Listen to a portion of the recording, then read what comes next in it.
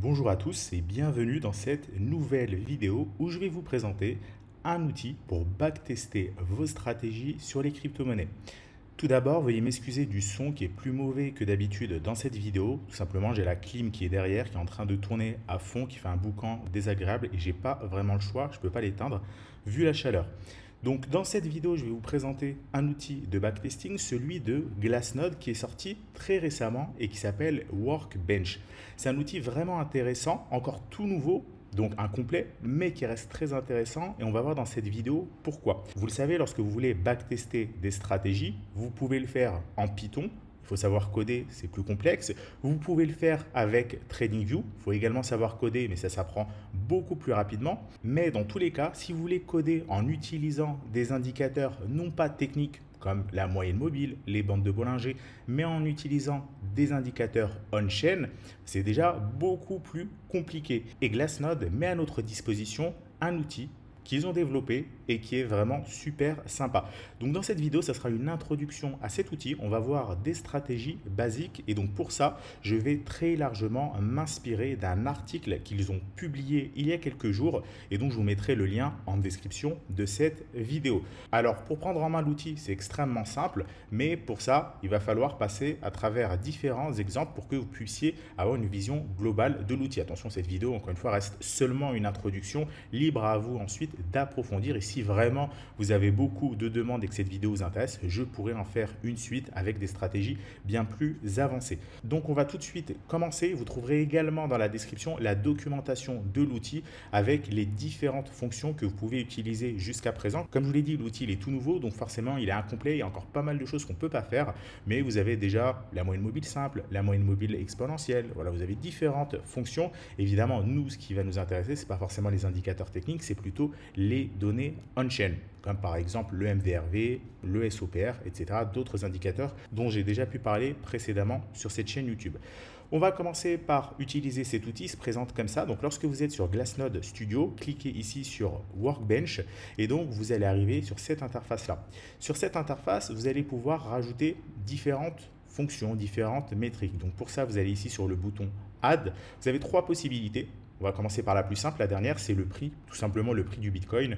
Vous cliquez dessus et vous le voyez, le prix du Bitcoin est rajouté ici. Vous pouvez cliquer sur les trois petits points, le remplacer, par exemple par le prix de l'Ether, du Litecoin, etc. Vous pouvez également supprimer. Ensuite, vous pouvez rajouter une métrique. Donc une métrique, c'est quoi? C'est plus ou moins la même chose que là où on était avant. Une fois que vous avez choisi la crypto-monnaie, vous choisissez la métrique associée. Alors évidemment, en fonction de votre abonnement Glassnode, vous allez avoir accès à plus ou moins de métriques. Vous voyez par exemple, vous avez le multiple de Puel, vous avez la circulating supply, le taux d'inflation, etc., etc. Et enfin, la formule. Comme ça paraît un peu compliqué, mais on va faire quelques exemples et vous allez voir, c'est extrêmement simple. Donc déjà là, j'ai rajouté le prix du Bitcoin, vous le voyez. Vous avez l'historique du Bitcoin depuis ici 2010. Lorsque vous allez backtester votre stratégie, vous pouvez zoomer en faisant commencer la stratégie en 2014, 2016, 2018, etc. Et pour backtester votre stratégie, vous allez avoir besoin d'un certain nombre de données. Déjà, quelle est votre stratégie? Sur quelle crypto-monnaie vous voulez la backtester? Quelles données vous avez besoin? À partir de quelle période de temps? Donc toutes ces informations-là, il va falloir vous les demander, peut-être que vous les avez déjà, et donc on va essayer de les chercher sur cet outil de Glassnode. Pour ça, il va falloir utiliser une seule et unique formule. Et c'est là toute la puissance de cet outil, c'est qu'il est vraiment simple à utiliser. Alors cette formule, je descends un petit peu sur l'article, elle est ici. C'est tout simplement la fonction backtest. Donc la fonction backtest, elle va faire appel à un certain nombre de paramètres. M1 qui va être votre crypto-monnaie, le prix du Bitcoin, de l'Ether. F1, c'est le signal, par exemple le croisement de moyenne mobile, un SOPR qui passe au-dessus de 1 ou en dessous de 1, etc. Since, c'est la date de début de backtest. Ensuite, vous avez votre capital initial et les frais de transaction. En réalité, ces paramètres-là vont quasiment pas changer. On va toujours se baser sur le prix du Bitcoin. F1 va changer, c'est le signal. On va faire différents exemples, ça va forcément changer. La date de début, on peut toujours prendre la même date de début, par exemple le 1er janvier 2017, 1er janvier 2018, libre à vous de voir. Le capital initial, pour avoir toujours la même base de comparaison, on va toujours prendre 1000 dollars initialement. Et les frais, pareil, on va toujours prendre 0,1% de frais. On ne va pas s'embêter. Donc finalement, ce qui change, ça va être uniquement le signal. Dans cette vidéo, on va voir trois différents exemples. Premier exemple, tout simplement, une stratégie de buy and hold. Comment on va créer la stratégie de buy and hold sur l'outil Workbench de Glassnode? Tout d'abord, on a besoin du prix du Bitcoin. Je vous ai montré précédemment comment on l'importe. Vous allez ici sur Add, vous cliquez soit sur Métrique, soit sur Price, peu importe, vous ajoutez le prix du Bitcoin. Ensuite, vous avez F1, votre fameuse fonction signal. Donc ici, c'est du buy and hold, donc c'est simplement le signal hodl. Le signal hodl, il vaut 1, il est toujours positif, on est toujours positionné, c'est M1 divisé par M1, ça fait 1. Donc vous le voyez, c'est ce qui est en bas. Le hodl signal, il est en vert, on a toujours une valeur de 1. Ensuite, on a F2. Alors, F2, c'est un petit peu plus avancé comme utilisation de l'outil. J'en parlerai peut-être dans une prochaine vidéo, mais c'est tout simplement pour éviter ici que la barre verte soit au milieu, qu'elle monte au milieu du graphique, que ce soit illisible. Le fait de mettre ici un ratio de 10, ça permet de forcer qu'elle soit en bas. Bon, c'est pas forcément évident au premier abord lorsqu'on utilise cet outil, mais après, on s'habitue vite. Probablement que Glassnode va à terme changer ça parce que c'est pas pratique du tout d'avoir à rajouter une fonction en plus pour avoir les barres de signaux en bas. Et enfin, ici, on a la fameuse fonction backtest. Donc, ça sera toujours ce même schéma. Vous avez le prix du Bitcoin, votre signal ici vaut 1, on est toujours positionné, on achète à une date et on reste toujours positionné. Et ensuite, vous devez appeler la fonction backtest. Donc, la fonction backtest, premier paramètre M1, c'est le prix du Bitcoin. F1, c'est le signal, on est toujours positionné. La date de début, 1er janvier 2020, on va peut-être la changer. Capital initial, on a vu que c'était 1000 $, on prendra toujours ça. Et les frais, 0,1%. Donc 0,001, ça sera toujours la même chose. Et une fois que vous avez fait ça, vous pouvez ici cliquer sur évaluer et dessiner et vous allez donc avoir votre courbe de backtest. Alors ici, c'est pas forcément très intéressant lorsque vous cliquez dessus parce que ça va se superposer au prix du Bitcoin. Regardez, si j'active le prix du Bitcoin, bon, ben, on a exactement la même courbe. Ça se superpose pas forcément parce qu'on n'est pas sur le même axe de graphique. Et évidemment, si vous achetez du Bitcoin à une date et que vous l'avez toujours et que vous faites aucune opération, vous suivez forcément le prix du Bitcoin. Ici, vous le voyez, si je change l'axe et que je mets le même axe, on voit clairement que les courbes se ressemblent, ça se superpose. Donc voilà par rapport à ce premier exemple. Ici, on a une stratégie tout à fait basique, pas forcément intéressante. Si vous voulez, évidemment, vous pouvez changer la date de début. On peut mettre le 1er janvier 2017. On évalue à nouveau. Et donc là, ça va aussi se superposer. Vous voyez que là, ça se superpose vraiment parfaitement. C'est normal, c'est du buy and hold. On va passer maintenant à un exemple un petit peu plus poussé, un petit peu plus intéressant. Tout simplement, un croisement de moyenne mobile. Quasiment rien ne change. On a toujours ici le prix du Bitcoin. Vous voyez, je peux l'activer ici, le désactiver en cliquant dessus. Extrêmement simple. Donc, c'est la courbe ici en gris. Évidemment, vous pouvez aussi changer l'échelle, échelle linéaire, échelle logarithmique. Je vous recommande d'être toujours en échelle logarithmique, c'est plus simple. Vous pouvez changer la couleur, vous pouvez changer l'axe, etc., etc. Bon, ici, le prix du Bitcoin ne va pas forcément nous intéresser, en tout cas dans un premier temps. Ensuite, on a le signal. Donc, le signal, c'est le signal du buy and hold. C'est le même que tout à l'heure, M1 divisé par M1, ça ne change pas. Ensuite, on a le backtest du buy and hold, pareil que tout à l'heure, ça ne change pas. Là, finalement, ce qu'on a fait, c'est qu'on a juste repris l'exemple d'avant, mais on a rajouté une nouvelle stratégie. Et la nouvelle stratégie, elle est là. Si la moyenne mobile à 20 périodes est au-dessus de la moyenne mobile 50, ça vaut 1. Donc, ça veut dire qu'on est positionné. Sinon, ça vaut 0, c'est-à-dire qu'on revend. D'accord? SMA, c'est la moyenne mobile simple.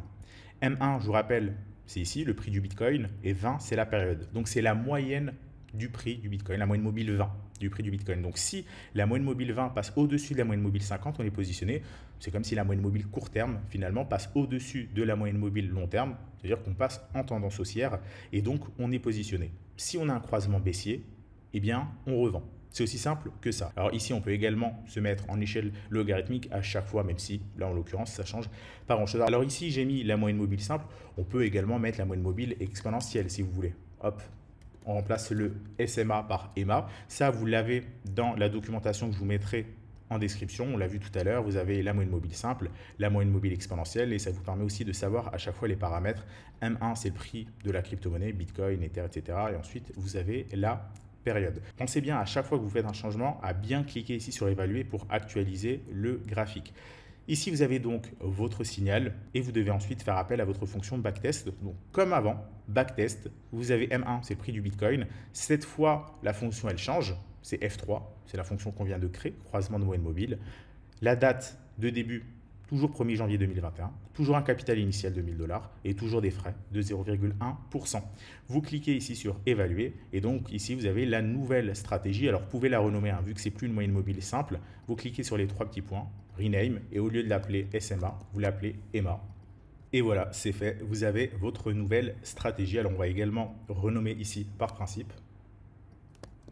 Une fois que c'est fait, vous avez donc votre courbe en bas qui apparaît. Je vous rappelle que la courbe orange, c'est la stratégie de buy and hold et la courbe bleue, c'est votre nouvelle stratégie de croisement de moyenne mobile. Alors ici, on voit que cette stratégie de croisement de moyenne mobile, elle est extrêmement intéressante. Pourquoi? Parce que lorsque le prix du Bitcoin accélère à la baisse, on était déjà en tendance baissière avant et on ne perd pas de capital. Vous voyez, la courbe bleue fait du surplace. Évidemment, on n'est pas positionné. Ensuite, lorsque le prix du Bitcoin remonte, on a la moyenne mobile 20 qui repasse au-dessus de la moyenne mobile 50. Donc, on se positionne, on profite de la hausse. Et là, vous voyez, au niveau de la baisse, eh bien, on n'est pas positionné. Donc, c'est une stratégie évidemment plus intéressante que le buy and hold lorsqu'on a des tendances baissières ou en tout cas sur du long terme. Évidemment, sur un petit cycle haussier, c'est moins intéressant parce qu'on risque de sortir, de rentrer, de sortir, de rentrer. Pareil lorsque on est en train de ranger. Évidemment, lorsqu'on backteste une stratégie, il ne faut pas simplement juste regarder la performance finale. Il faut aussi regarder la volatilité, regarder le drawdown, regarder plein de choses. Et Glassnode vous fournit un certain nombre de ces outils, pareil, hein, toujours dans la documentation. Si je repars ici, vous voyez, vous avez un certain nombre de fonctions lorsque vous descendez tout en bas. Alors, laissez-moi quelques secondes pour le retrouver. Alors, c'est peut-être pas, si c'est ici, voilà, vous avez la volatilité réalisée, vous avez le ratio de Sharpe, vous avez le drawdown qui traîne quelque part. Voilà, vous avez donc plein de fonctions. Alors, le drawdown, j'arrive pas à le retrouver, mais vous avez plein d'autres outils. Ah, voilà, il est là, hop, vous avez le drawdown. Vous avez un certain nombre d'outils. Comme je vous l'ai dit, c'est un outil encore nouveau chez Glassnode, donc il manque plein de fonctions, mais j'ai quand même bon espoir que durant ces prochains mois, il les rajoute. Et donc, si vous regardez cette vidéo plusieurs semaines, plusieurs mois après sa sortie, peut-être que l'outil aura bien évolué. Alors, si on repart sur la page où on se trouvait avant, vous avez ici la fameuse stratégie de croisement de moyenne mobile. Vous voyez, j'essaie d'aller un petit peu vite quand même parce que la vidéo risque d'être assez longue. On peut changer la date initiale. Au lieu de faire commencer ça en 1er janvier 2020, on peut faire 1er janvier 2017. On pense bien à changer ça sur toutes les fonctions backtest pour qu'on ait la même base de comparaison. On clique sur tracer. Vous voyez ici, je peux agrandir en bas l'échelle de temps. Et on voit que la stratégie, alors je ne l'ai pas actualisée ici, on est toujours, hop, voilà. Et donc ici, on commence bien au 1er janvier 2017, on a plus de recul. Vous voyez, lorsqu'on prend plus de recul, on a un résultat qui est assez différent de ce qu'on avait avant, 1er janvier 2020.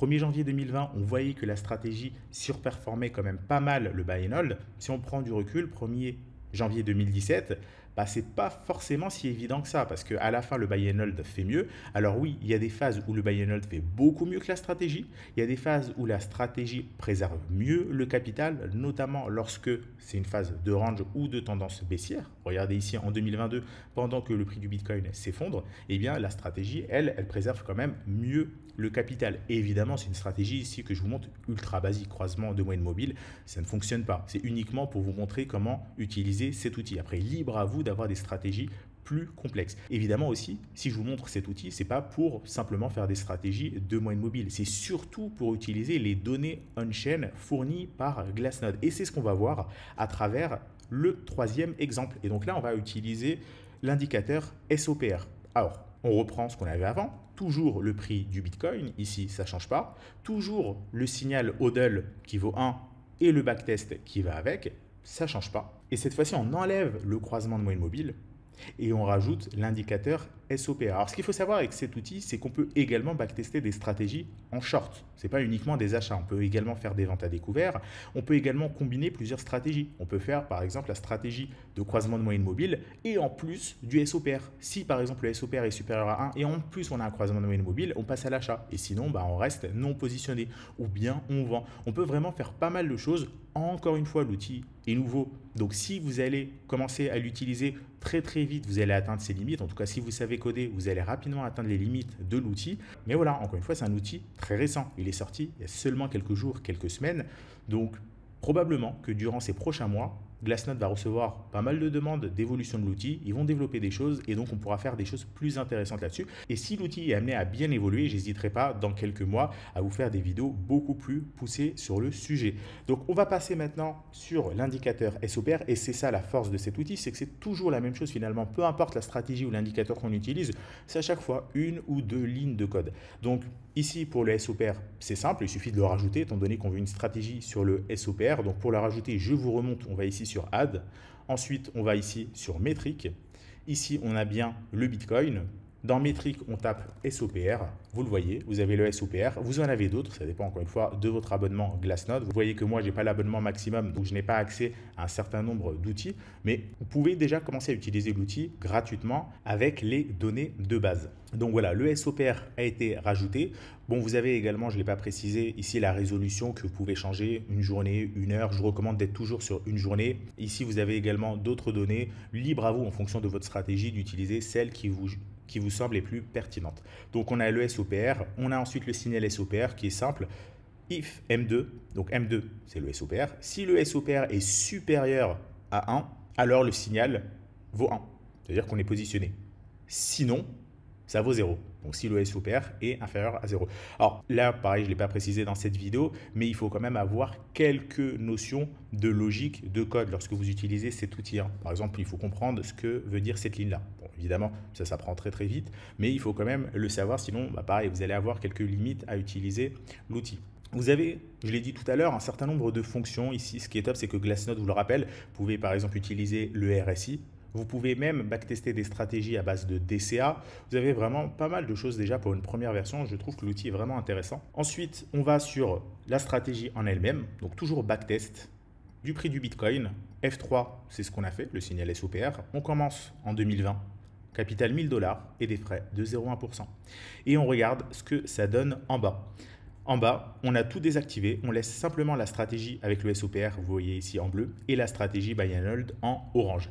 Et qu'est-ce qu'on constate? Eh bien, on constate simplement que, en général, la stratégie SOPR suit le prix du Bitcoin, elle n'est pas si intéressante. Par contre, lorsque le prix du Bitcoin s'effondre, le SOPR passe en dessous de 1, et donc on préserve quand même pas mal le capital. Alors ici, encore une fois, on n'a pas suffisamment d'historique. 1er janvier 2020, c'est pas assez. On va peut-être remonter au 1er janvier 2017. Alors attention à ne pas remonter trop loin parce que certains indicateurs n'ont pas suffisamment d'historique. Si vous remontez par exemple à 2012, peut-être que Glassnode n'aura pas l'historique jusqu'à 2012 et donc vous n'allez pas pouvoir backtester et vous allez probablement recevoir un message d'erreur. Donc ici, 2017, on clique sur valider, on fait bien la même chose sur la stratégie Buy and Hold 2017 et on clique sur valider. Et donc, on pense bien en dessous à agrandir l'échelle de temps, pareil du côté de la fin. On commence au 1er janvier 2017, vous le voyez, et donc ici, la stratégie SOPR protège bien le capital lorsque on a des fortes baisses sur le prix du Bitcoin, vous le constatez, on évite cette forte baisse, on évite également ici le crack Covid, on évite la grosse baisse mi-2021 et surtout toute la baisse de 2022.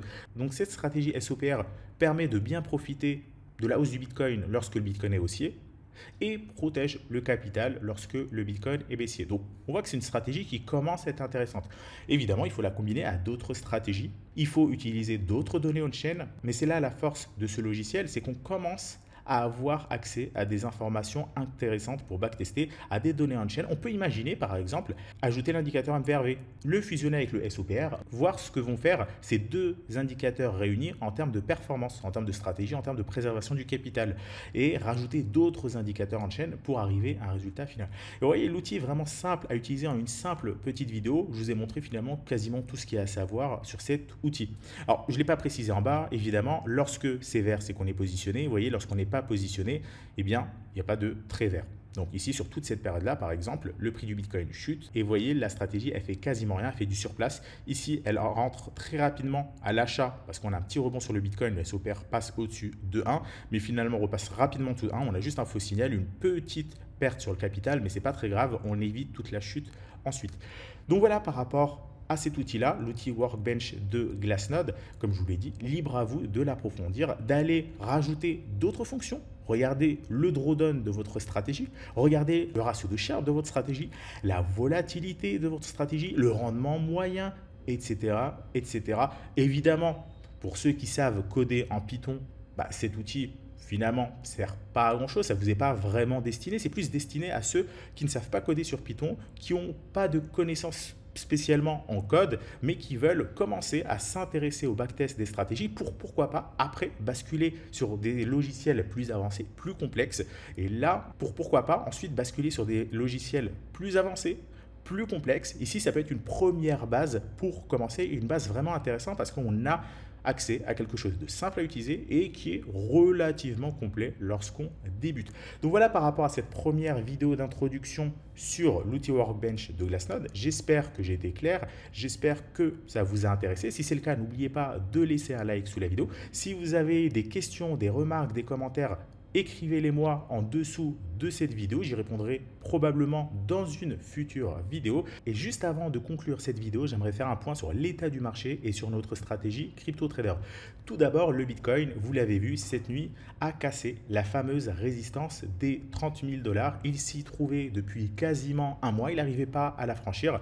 Et donc là, cette nuit, on a eu la cassure des 30 000 $, donc potentiellement encore un nouveau signal d'achat qui s'additionne aux précédents signaux d'achat qu'on a eu sur les crypto-monnaies. Il faut savoir que nous, sur la stratégie crypto-trader, ça fait déjà plusieurs semaines qu'on est full positionné sur les crypto-monnaies. Tout notre portefeuille est exposé à 100%. Donc, on continue à surfer la tendance, à profiter de cette vague de hausse. Pour l'instant, on casse la résistance des 30 000 $, évidemment, c'est prometteur. Est-ce qu'on va aller chercher les 35 000, les 40 000, les 45 000?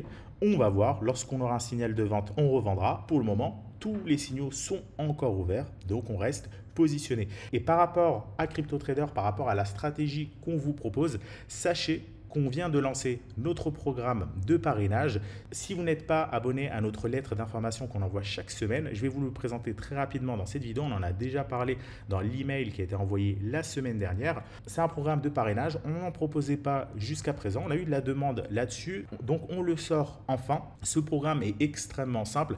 Si vous aimez ce qu'on fait, si la stratégie qu'on vous propose est intéressante et que vous souhaitez la faire connaître autour de vous, bien vous pouvez la partager. Vous êtes le parrain, vous la partagez à un filleul et vous avez tous les deux des récompenses.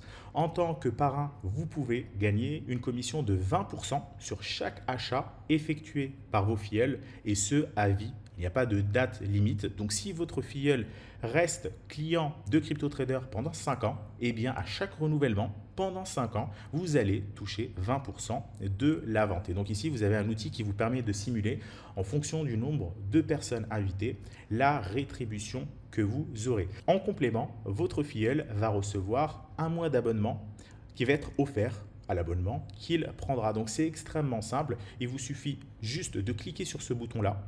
Vous allez créer un compte en 2 clics. Vous allez automatiquement générer un lien de parrainage qui vous suffira d'envoyer à vos proches. Vous allez avoir accès à un tableau de bord. Vous allez pouvoir suivre le nombre de clics, le nombre de conversions. Et ensuite, si votre entourage adhère au logiciel CryptoTrader, vous percevrez une rétribution. Si vous avez des questions, vous allez avoir la réponse juste en dessous de cette page que je vous mettrai également en description de cette vidéo. Donc n'hésitez pas à parler de la stratégie CryptoTrader autour de vous. Et si vous souhaitez présenter la stratégie à votre entourage, n'hésitez pas directement aussi à envoyer le lien du site pour avoir plus d'informations, notamment sur les performances en cliquant ici ou sur les tarifs.